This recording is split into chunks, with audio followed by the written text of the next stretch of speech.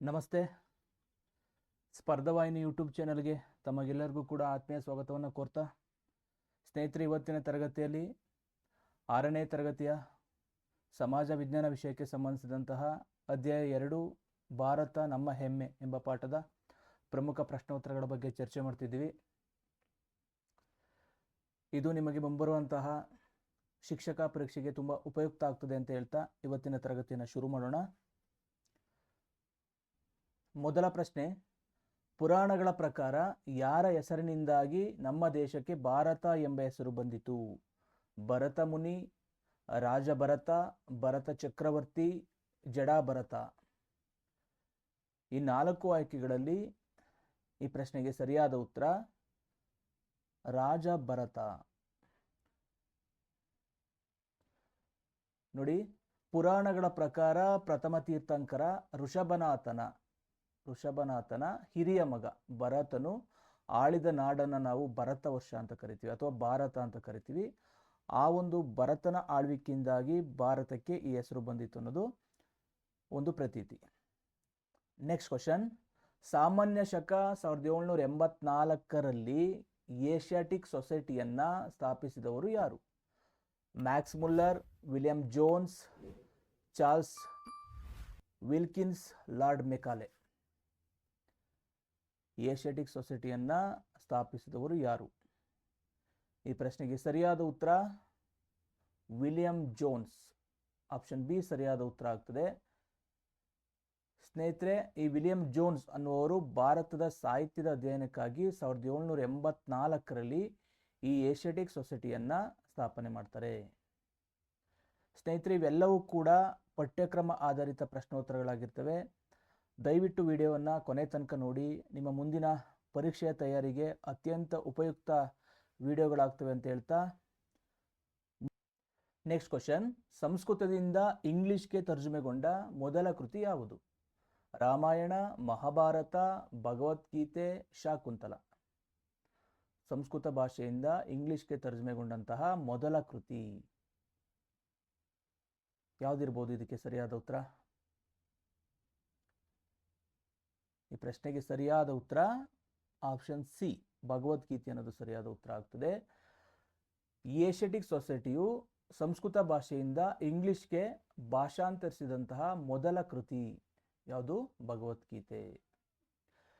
Next question, Indraprastha ಎಂಬ ಪ್ರಾಚೀನ ಸ್ಥಳದ ಇಂದಿನ ಹೆಸರೇನು? ಇಂದ್ರಪ್ರಸ್ಥ ಅಂತ ಕರೆತಿದ್ದಂತಹ ಪ್ರಾಚೀನ ಸ್ಥಳದ ಈಗಿನ ಹೆಸರು ಮುಂಬೈ, ದೆಹಲಿ, ಬಿಹಾರ, ಕೋಲ್ಕತ್ತಾ. ಈ ಪ್ರಶ್ನೆಗೆ ಸರಿಯಾದ ಉತ್ತರ ದೆಹಲಿ. ಆಪ್ಷನ್ ಬಿ ಸರಿಯಾದ ಉತ್ತರ ಆಗ್ತದೆ. ಪ್ರಾಚೀನ ಕಾಲದ ಶಾಸನಗಳಲ್ಲಿ ಕಂಡುಬರುವಂತಹ ಇಂದ್ರಪ್ರಸ್ಥವು ಪ್ರಸ್ತುತ ದೆಹಲಿ ಎಂಬ ಹೆಸರನ್ನ ಹೊಂದಿರುವಂಥದ್ದು. ನೆಕ್ಸ್ಟ್ ಕ್ವಶನ್ ನೋಡೋಣ. ಶೂನ್ಯವನ್ನು ಅಥವಾ 0 ಈ ಒಂದು ಸಂಖ್ಯಾ ಸೂಚಕವನ್ನ ಬಳಸಿದ ಕೀರ್ತಿ ಯಾವ ದೇಶಕ್ಕೆ ಸಲ್ಲುತ್ತದೆ? Greece, Egypt, Bharat, Rome. 0ಯನ್ನು ಕಂಡುಹಿಡಿದಂತಹ ದೇಶ ಭಾರತ ದೇಶ. ಆಪ್ಷನ್ ಸಿ ಸರಿಯಾದ ಉತ್ತರ. ಶೂನ್ಯವನ್ನ ಮೊತ್ತ ಮೊದಲು ಸಂಖ್ಯಾ ಸೂಚಕವಾಗಿ ಬಳಸಿದವರು ನಮ್ಮ ಪ್ರಾಚೀನ ಭಾರತೀಯರು. ಇದು ಒಂದು ಗಣಿತದ ಲೆಕ್ಕಾಚಾರವನ್ನ ಸುಲಭಗೊಳಿಸುವಲ್ಲಿ ಅತ್ಯಂತ ಪ್ರಮುಖ ಪಾತ್ರವನ್ನ ವಹಿಸಿರುವಂಥದ್ದು. ನೆಕ್ಸ್ಟ್ ಕ್ವಶನ್ ನೋಡೋಣ. ಭೂಮಿ ದುಂಡಾಗಿದೆ ಮತ್ತು ಸೂರ್ಯನ ಸುತ್ತ ಸುತ್ತುತ್ತದೆ ಎಂದು ಮೊದಲು ಹೇಳಿದ ಭಾರತೀಯ ವಿಜ್ಞಾನಿ ಯಾರು? ಆರ್ಯಭಟ, ವರಹಮಿಹಿರ, ಬ್ರಹ್ಮಗುಪ್ತ, ಭಾಸ್ಕರಾಚಾರ್ಯ. ಈ ಪ್ರಶ್ನೆಗೆ ಸರಿಯಾದ ಉತ್ತರ ಆರ್ಯಭಟ. ಆಪ್ಷನ್ ಎ ಸರಿಯಾದ ಉತ್ತರ ಆಗ್ತದೆ. ನೋಡಿ, ಆಧುನಿಕ ವಿಜ್ಞಾನಿ ಕೋಪರ್ನಿಕಸ್ಗಿಂತ 10 ಶತಮಾನಗಳ ಮೊದಲೇ ಆರ್ಯಭಟನು ಈ ಭೂಮಿಯು ಸೂರ್ಯನನ್ನ ಸುತ್ತುತ್ತದೆ ಅಂತ ಮೊದಲು ತೋರಿಸಿಕೊಟ್ಟವರು ಆರ್ಯಭಟ. ಸೊ ಹಾಗಾಗಿ ಈ ಪ್ರಶ್ನೆಗೆ ಎ ಅನ್ನೋದು ಸರಿಯಾದ ಉತ್ತರ. ಮುಂದಿನ ಪ್ರಶ್ನೆ, ವಸ್ತುವಿನ ಅವಿಭಾಜ್ಯ ಕಣವಾದ ಅಣುವನ್ನು ಪ್ರತಿಪಾದಿಸಿದ ಭಾರತೀಯ ವಿಜ್ಞಾನಿ ಯಾರು? ಚರಕ, ಸುಶ್ರುತ, ಕಣದ, ಬೋಧಾಯನ. ವಸ್ತುವಿನ ಅವಿಭಾಜ್ಯ ಕಣವಾದ ಅಣುವನ್ನು ಪ್ರತಿಪಾದಿಸಿದಂಥ ಭಾರತೀಯ ವಿಜ್ಞಾನಿ. ಈ 4 ಆಯ್ಕೆಗಳಲ್ಲಿ ಆಪ್ಷನ್ ಸಿ ಕಣದ ಅನ್ನೋದು ಸರಿಯಾದ ಉತ್ತರ ಆಗ್ತದೆ. ಸುಮಾರು 27 ಶತಮಾನಗಳ ಹಿಂದೆಯೇ ಮಹರ್ಷಿ ಕಣದರು ವಸ್ತುವಿನ ಅತಿ ಸಣ್ಣ ಕಣವು ಅಣು ಎಂದು ಪ್ರತಿಪಾದಿಸಿದವರು. ಮುಂದಿನ ಪ್ರಶ್ನೆ, ಪೈಥಾಗೋರಸ್ಗಿಂತ ಮೊದಲೇ ಅವನ ಪ್ರಮೇಯವನ್ನು ಗುರುತಿಸಿದ್ದ ಭಾರತೀಯ ಯಾರು? ನಮ್ಗೆಲ್ಲರಿಗೂ ಕೂಡ ಗೊತ್ತು ಪೈಥಾಗೋರಸ್ ಪ್ರಮೇಯ ಅಂತ. ಸೊ ಅದಕ್ಕೂ ಮೊದಲು ಆ ಒಂದು ಪ್ರಮೇಯವನ್ನು ಗುರುತಿಸಿದಂಥ ಭಾರತೀಯ ಆರ್ಯಭಟ, ಬೋಧಾಯನ, ಕಣದ, ನಾಗಾರ್ಜುನ.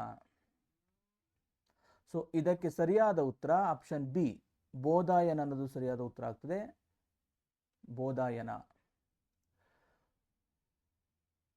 ನೋಡಿ, ಪೈಥಾಗೋರಸ್ ಪ್ರಮೇಯವನ್ನ ಆತನಿಗಿಂತ 2 ಶತಮಾನಗಳ ಮೊದಲೇ ಈ ಭಾರತೀಯ ವಿಜ್ಞಾನಿ ಈ ಬೋಧಾಯನ ಎಂಬುವವರು ಗುರುತಿಸಿದ್ರು.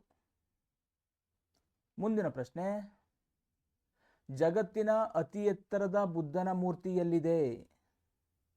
ಜಗತ್ತಿನ ಅತಿ ಎತ್ತರದ ಬುದ್ಧನ ಮೂರ್ತಿ ಎಲ್ಲಿದೆ? Bharat, China, Afghanistan, Japan. ಅತಿ ಎತ್ತರದ ಬುದ್ಧನ ಮೂರ್ತಿ ಇಡೀ ಪ್ರಪಂಚದಲ್ಲೇ ಆಫ್ಘಾನಿಸ್ತಾನ ಅನ್ನೋದು ಸರಿಯಾದ ಉತ್ತರ ಆಗ್ತದೆ. Option C. ನೋಡಿ, ಆಫ್ಘಾನಿಸ್ತಾನದ ಬಾಮಿಯನ್, ಆ ಒಂದು ಬಾಮಿಯನ್ ಎಂಬ ಪ್ರದೇಶದಲ್ಲಿ ಜಗತ್ತಿನ ಅತಿ ಎತ್ತರದ ಬುದ್ಧನ ಮೂರ್ತಿ ಇರುವಂಥದ್ದು. ನೆಕ್ಸ್ಟ್ ಕ್ವಶನ್, ಜಗತ್ತಿನ ಶ್ರೇಷ್ಠ ಹಿಂದೂ ದೇವಾಲಯವಾದ ಅಂಕೋರ್ ವಾಟ್ ಎಲ್ಲಿದೆ? Indonesia, Cambodia, Malaysia, Sri Lanka. ಇಡೀ ಪ್ರಪಂಚದಲ್ಲೇ ಅತ್ಯಂತ ಶ್ರೇಷ್ಠ ಹಿಂದೂ ದೇವಾಲಯ ಅಂಕೋರ್ ವಾಟ್ ಅಲ್ಲಿದೆ. ಆ ಒಂದು ಅಂಕೋರ್ ವಾಟ್ ಪ್ರದೇಶ ಎಲ್ಲಿದೆ? ಈ ಒಂದು ಆಯ್ಕೆಗಳಲ್ಲಿ ಸರಿಯಾದ ಉತ್ತರ ಕಾಂಬೋಡಿಯಾ. ಆಪ್ಷನ್ ಬಿ ಸರಿಯಾದ ಉತ್ತರ ಆಗ್ತದೆ, ಕಾಂಬೋಡಿಯಾ. ನೋಡಿ, ಕಾಂಬೋಡಿಯಾದ ಅಂಕೋರ್ ವಾಟ್ ಎಂಬಲ್ಲಿರುವಂತಹ ಈ ಒಂದು ಹಿಂದೂ ದೇವಾಲಯವು ಜಗತ್ತಿನ ಶ್ರೇಷ್ಠ ವಾಸ್ತುಶಿಲ್ಪಗಳಲ್ಲಿ ಒಂದಾಗಿರುವಂಥದ್ದು. ಮುಂದಿನ ಪ್ರಶ್ನೆ, ವಸುದೈವ ಕುಟುಂಬಕಂ ಎಂದರೆ ಏನು? ದೇಶವೇ ನನ್ನ ಮನೆ, ಇಡೀ ಜಗತ್ತೇ ಒಂದು ಕುಟುಂಬ, ಎಲ್ಲರಿಗೂ ಒಳ್ಳೆಯದಾಗಲಿ, ಶಾಂತಿಯೇ ನಮ್ಮ ಗುರಿ. ವಸುದೈವ ಕುಟುಂಬಕಂ ಈ ಒಂದು ಪದದ ಅರ್ಥ ಇಡೀ ಜಗತ್ತೇ ಒಂದು ಕುಟುಂಬ. ಆಪ್ಷನ್ ಬಿ ಸರಿಯಾದ ಉತ್ತರ ಆಗ್ತದೆ. ನೋಡಿ, ಇಡೀ ವಿಶ್ವವೇ ಒಂದು ಕುಟುಂಬ ಎಂಬ ಉದಾತ್ತ ಚಿಂತನೆಯನ್ನ ನಮ್ಮ ಭಾರತೀಯ ಮೌಲ್ಯಗಳಲ್ಲಿ ನಾವು ಕಾಣಬಹುದು. ಮುಂದಿನ ಪ್ರಶ್ನೆಗೆ ಹೋಗೋಣ. ಪ್ರಾಚೀನ ಕಾಲದಲ್ಲಿ ನೌಕಾ ನಿರ್ಮಾಣಕ್ಕೆ ಪ್ರಸಿದ್ಧವಾಗಿದ್ದ ಕೇಂದ್ರ ಯಾವುದು?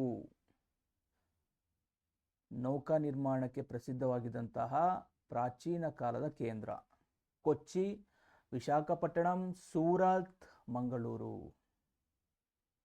ಈ 4 ಆಯ್ಕೆಗಳಲ್ಲಿ ಆಪ್ಷನ್ ಸಿ ಸೂರತ್ ಅನ್ನೋದು ಸರಿಯಾದ ಉತ್ತರ ಆಗ್ತದೆ. ನೋಡಿ, ಗುಜರಾತಿನ ಸೂರತ್ ಪ್ರಾಚೀನ ಕಾಲದಲ್ಲಿ ದೊಡ್ಡ ನೌಕಾ ನಿರ್ಮಾಣ ಕೇಂದ್ರವನ್ನ ಹೊಂದಿತ್ತು. ಹಾಗಾಗಿ ಆಪ್ಷನ್ ಸಿ ಸೂರತ್ ಅನ್ನೋದು ಸರಿಯಾದ ಉತ್ತರ. ನೆಕ್ಸ್ಟ್ ಕ್ವಶನ್, ಪರ್ಷಿಯನ್ನರು ಸಿಂಧೂ ನದಿ ಬಯಲಿನ ಜನರನ್ನು ಏನೆಂದು ಕರೆದರು? ಇಂಡಿಯನ್ನರು, ಹಿಂದೂ, ಭಾರತೀಯರು, ಸಿಂಧಿಗಳು. ಪರ್ಷಿಯನ್ನರು ಸಿಂಧೂ ನದಿ ಬಯಲಿನ ಜನರನ್ನು ಏನೆಂದು ಕರೆದರು? ಈ ಪ್ರಶ್ನೆಗೆ ಸರಿಯಾದ ಉತ್ತರ ಆಪ್ಷನ್ ಬಿ ಹಿಂದೂಗಳು. ಹಿಂದೂಗಳು ಅಂತ ಕರೀತಾರೆ. ನೋಡಿ, ಪರ್ಷಿಯನ್ನರು ಸಿಂಧೂ ನದಿ ಹತ್ತಿರದ ಜನರನ್ನ ಉಚ್ಚಾರಣ ವ್ಯತ್ಯಾಸದಿಂದ ಹಿಂದೂ ಎಂದು ಕರೆದರು. ಮುಂದಿನ ಪ್ರಶ್ನೆ, ಜಗತ್ ಪ್ರಸಿದ್ಧ ಬೃಹತ್ ಬೌದ್ಧಾಲಯವಾದ ಬೋರಾಬೋದೋರ್ ಎಲ್ಲಿದೆ? Thailand, Java, Vietnam, Nepal. ಜಗತ್ ಪ್ರಸಿದ್ಧವಾದಂತಹ ಬೃಹತ್ ಬೌದ್ಧಾಲಯ ಬೋರಾಬೋದೂರ್ ಅನ್ನೋ ಒಂದು ದೇವಾಲಯ ಎಲ್ಲಿದೆ ಅಂತ. ಈ ಪ್ರಶ್ನೆಗೆ ಸರಿಯಾದ ಉತ್ತರ ಜಾವಾ ಅಥವಾ ಜಾವಾ. ಈ ಪ್ರದೇಶ ಇರುವಂಥದ್ದು ಇಂಡೋನೇಷ್ಯಾದಲ್ಲಿ. ನೋಡಿ, ಜಾವಾದ ಬೋರ್ಬದೂರ್ ಎಂಬಲ್ಲಿ ಬೃಹತ್ ಬೌದ್ಧಾಲಯವಿದ್ದು ಇದು ಯುನೆಸ್ಕೋ ವಿಶ್ವ ಪಾರಂಪರಿಕ ಪಟ್ಟಿಗೆ ಸೇರಿರುವಂಥದ್ದು. ನೆಕ್ಸ್ಟ್ ಕ್ವಶನ್, ಅಹಿಂಸಾ ತತ್ವವನ್ನು ಬಳಸಿಕೊಂಡು ಭಾರತಕ್ಕೆ ಸ್ವಾತಂತ್ರ್ಯ ತಂದುಕೊಟ್ಟವರು ಯಾರು? ಸುಭಾಷ್ ಚಂದ್ರ ಬೋಸ್, ಭಗತ್ ಸಿಂಗ್, ಮಹಾತ್ಮ ಗಾಂಧೀಜಿ, ಬಾಲ ಗಂಗಾಧರ್ ತಿಲಕ್. ತುಂಬ ಸರಳವಾದ ಪ್ರಶ್ನೆ. ಆಪ್ಷನ್ ಸಿ ಮಹಾತ್ಮ ಗಾಂಧೀಜಿ ಅನ್ನೋದು ಸರಿಯಾದ ಉತ್ತರ ಆಗ್ತದೆ. ಗಾಂಧೀಜಿ ಅವರು ಸತ್ಯ ಮತ್ತು ಅಹಿಂಸೆ ಎಂಬ ಪ್ರಬಲ ಅಸ್ತ್ರಗಳನ್ನು ಬಳಸಿಕೊಂಡು ಸ್ವಾತಂತ್ರ್ಯವನ್ನು ತಂದುಕೊಟ್ಟಿರುವುದನ್ನು ನಾವು ಕಾಣ್ಬೋದು. ನೆಕ್ಸ್ಟ್ ಕ್ವಶನ್ ನೋಡೋಣ. ಮಗಧ ಎಂಬ ಪ್ರಾಚೀನ ಸ್ಥಳದ ಇಂದಿನ ಹೆಸರೇನು? ಬಿಹಾರ, ಒಡಿಸ್ಸಾ, ಬಂಗಾಳ, ಮಧ್ಯಪ್ರದೇಶ. ಮಗಧ ಎಂದು ಪ್ರಾಚೀನ ಕಾಲದಲ್ಲಿ ಕರೆತಿದ್ದಂಥ ಸ್ಥಳದ ಈಗಿನ ಹೆಸರು ಆಪ್ಷನ್ ಎ ಬಿಹಾರ. ಬಿಹಾರ ರಾಜ್ಯವನ್ನು ಇಂದಿನ ಕಾಲದಲ್ಲಿ ಮಗಧ ಅಂತ ಕರಿತಾ ಇದ್ರು. ನೋಡಿ, ಪ್ರಾಚೀನ ಮಗಧ ಸಾಮ್ರಾಜ್ಯವಿದ್ದ ಪ್ರದೇಶವನ್ನು ಇಂದು ನಾವು ಬಿಹಾರ ಎಂದು ಕರೆಯಲಾಗುತ್ತದೆ. ಮುಂದಿನ ಪ್ರಶ್ನೆ, ಭಾರತೀಯರು ನಾವಿಕರಿಗಾಗಿ ರೇಖಾಂಶ ನಕ್ಷೆಯನ್ನು ಎಲ್ಲಿ ಸಿದ್ಧಪಡಿಸಿದರು? ದೆಹಲಿ, ಕಾಶಿ, ಉಜ್ಜಯಿನಿ, ಮಥುರಾ. ನಾವಿಕರಿಗಾಗಿ ರೇಖಾಂಶ ನಕ್ಷೆಯನ್ನು ಸಿದ್ಧಪಡಿಸಿದಂತಹ ಸ್ಥಳ. ಈ ಪ್ರಶ್ನೆಗೆ ಸರಿಯಾದ ಉತ್ತರ ಆಪ್ಷನ್ ಸಿ ಉಜ್ಜಯಿನಿ ಅನ್ನೋದು ಸರಿಯಾದ ಉತ್ತರ ಆಗ್ತದೆ. ನಾವಿಕರ ಅನುಕೂಲಕ್ಕಾಗಿ ರೇಖಾಂಶ ನಕ್ಷೆಗಳನ್ನು ಭಾರತೀಯರು ಉಜ್ಜಯಿನಿಯಲ್ಲಿ ಸಿದ್ಧಪಡಿಸಿದರು. ಮುಂದಿನ ಪ್ರಶ್ನೆ, ವಿಲಿಯಂ ಜೋನ್ಸ್ ಸಂಸ್ಕೃತದ ಯಾವ ಪ್ರಸಿದ್ಧ ನಾಟಕವನ್ನು ಇಂಗ್ಲಿಷ್ಗೆ ಭಾಷಾಂತರಗೊಳಿಸಿದರು? ಶಾಕುಂತಲ, ಮಾಳವಿಕಾಗ್ನಿಮಿತ್ರ, ಮೇಘದೂತ, ಮೃಚಕಟಿಕ. ಈ 4 ಆಯ್ಕೆಗಳಲ್ಲಿ ಸರಿಯಾದ ಉತ್ತರ ಶಾಕುಂತಲ. ಆಪ್ಷನ್ ಎ ಸರಿಯಾದ ಉತ್ತರ ಆಗ್ತದೆ. ಕಾಳಿದಾಸನ ಕೃತಿಯಾದಂತಹ ಶಾಕುಂತಲವನ್ನು ಇಂಗ್ಲಿಷ್ಗೆ ಭಾಷಾಂತರ ಮಾಡಿದವರು ವಿಲಿಯಂ ಜೋನ್ಸ್. ನೆಕ್ಸ್ಟ್ ಕ್ವಶನ್, ಅಶೋಕನ ಶಿಲಾಶಾಸನಗಳಲ್ಲಿ ಎಷ್ಟು ವರ್ಷಗಳ ಹಿಂದೆಯೇ ಅಂಕಿಗಳ ಬಳಕೆಯಾಗಿತ್ತು? 100 ವರ್ಷಗಳು, 2300 ವರ್ಷಗಳು, 5000 ವರ್ಷಗಳು, 1500 ವರ್ಷಗಳು. ಸುಮಾರು 2300 ವರ್ಷಗಳ ಹಿಂದೆಯೇ ಅಂಕಿಗಳನ್ನು ಬಳಕೆ ಮಾಡಲಾಗಿತ್ತು. ಹಾಗಾಗಿ ಆಪ್ಷನ್ ಬಿ ಸರಿಯಾದ ಉತ್ತರ ಆಗ್ತದೆ. ನೆಕ್ಸ್ಟ್ ಕ್ವಶನ್ ನೋಡೋಣ. ಪ್ರಯಾಗ್ರಾಜ್ ನಗರದ ಹಿಂದಿನ ಮರುನಾಮಕರಣಗೊಂಡ ಹೆಸರು ಯಾವುದು? ಲಕ್ನೋ, ಅಯೋಧ್ಯೆ, ಅಲಹಾಬಾದ್, ವಾರಣಾಸಿ.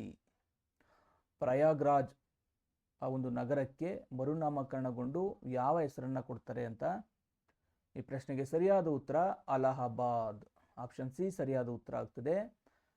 ಆದರೆ ಇತ್ತೀಚೆಗೆ ಮತ್ತೆ ಅಲಹಾಬಾದ್ ಹೆಸರನ್ನು ಬದಲಾವಣೆ ಮಾಡಿ ಪ್ರಯಾಗ್ರಾಜ್ ಅಂತಲೇ ಕೊಟ್ಟಿರುವಂಥದ್ದನ್ನ ನೋಡ್ಬೋದು. ಇದು ಉತ್ತರ ಪ್ರದೇಶದಲ್ಲಿರುವಂಥ ಒಂದು ಸ್ಥಳ.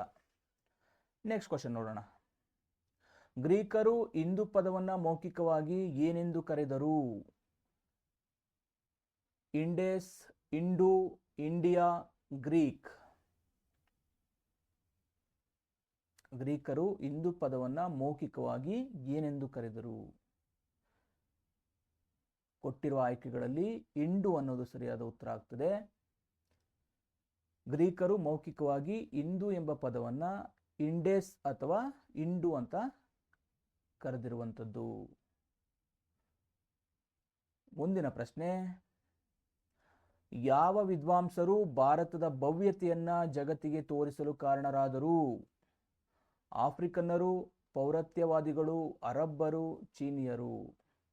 ಭಾರತದ ಭವ್ಯ ಪರಂಪರೆಯನ್ನ ಜಗತ್ತಿಗೆ ತೋರಿಸಲು ಆಸಕ್ತಿಯನ್ನು ತೋರಿಸಿದಂಥವರು ಪೌರತ್ಯವಾದಿಗಳು ಅಥವಾ ಯುರೋಪಿಯನ್ನರು.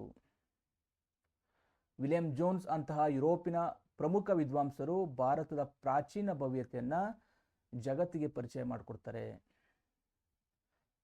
ನೆಕ್ಸ್ಟ್ ಕ್ವಶನ್ ನೋಡೋಣ. ವಸುದೈವ ಕುಟುಂಬಕಂ ಮತ್ತು ಸರ್ವೇ ಜನಃ ಸುಖಿನೋ ಭವಂತು ಇವುಗಳು ಯಾವುದಕ್ಕೆ ಉದಾಹರಣೆ? ರಾಜಕೀಯ ಘೋಷಣೆ, ಭಾರತೀಯ ಮೌಲ್ಯಗಳು, ಕಾನೂನುಗಳು, ಕೃಷಿ ವಿಧಾನಗಳು. ಈ ಪ್ರಶ್ನೆಗೆ ಸರಿಯಾದ ಉತ್ತರ ಭಾರತೀಯ ಮೌಲ್ಯಗಳು. ಇವು ನಮ್ಮ ಪ್ರಾಚೀನರು ನೀಡಿದಂಥ ಒಂದು ಉದಾತ್ತ ಸಾಂಸ್ಕೃತಿಕ ಮೌಲ್ಯಗಳಾಗಿರುವಂಥದ್ದು. ಮುಂದಿನ ಪ್ರಶ್ನೆ, ಮುಂಗಾರು ಮಾರುತಗಳನ್ನು ಮೊದಲು ಗುರುತಿಸಿದವರು ಯಾರು? ಪೋರ್ಚುಗೀಸರು, ಅರಬ್ಬರು, ಭಾರತೀಯರು, ಇಂಗ್ಲಿಷರು? ಮುಂಗಾರು ಮಾರುತಗಳನ್ನು ಮೊದಲು ಗುರುತಿಸಿದವರು ಆಪ್ಷನ್ ಸಿ ಭಾರತೀಯರು ಸರಿಯಾದ ಉತ್ತರ ಆಗ್ತದೆ.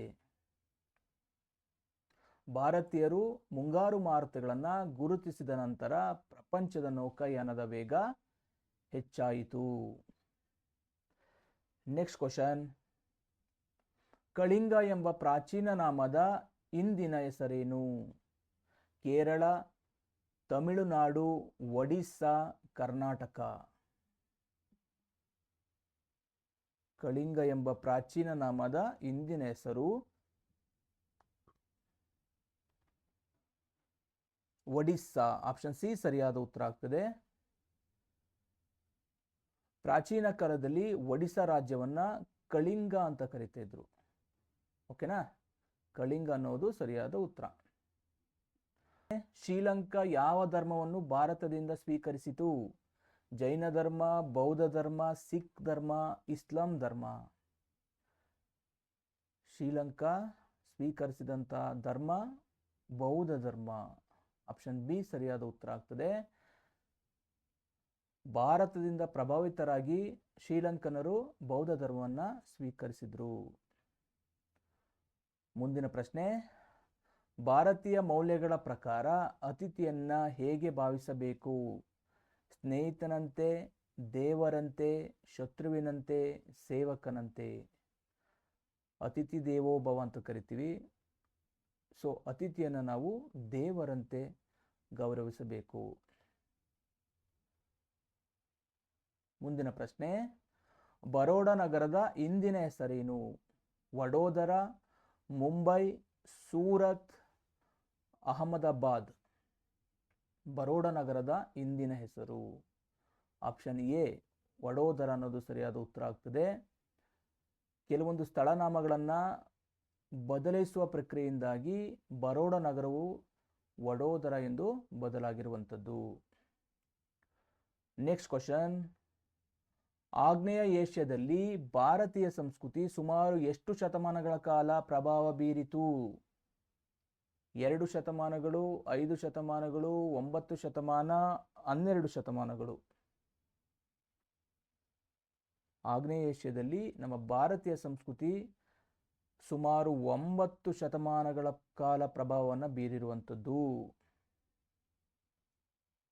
Next question and last question, ಬೆಳಕು ಎಲ್ಲಿಂದ ಬಂದರೂ ಅದು ಬೆಳಕೆ ಎಂಬ ಉದಾತ್ತ ಚಿಂತನೆಯು ಯಾವುದನ್ನು ಸೂಚಿಸುತ್ತದೆ?